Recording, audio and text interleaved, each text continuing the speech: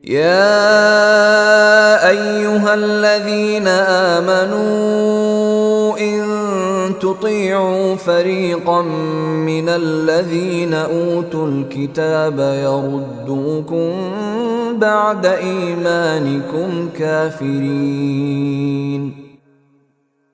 اے ایمان والو، اگر تم اہل کتاب کے ایک گروہ کی بات مان لو گے تو وہ تمہارے ایمان لانے کے بعد تم کو دوبارہ کافر بنا کر چھوڑیں گے۔ وَكَيْفَ تَكْفُرُونَ وَأَنْتُمْ تُتْلَى عَلَيْكُمْ آيَاتُ اللَّهِ وَفِيكُمْ رَسُولُهُ وَمَنْ يَعْتَصِمْ بِاللَّهِ فَقَدْ هُدِيَ إِلَى صِرَاطٍ مُسْتَقِيمٍ۔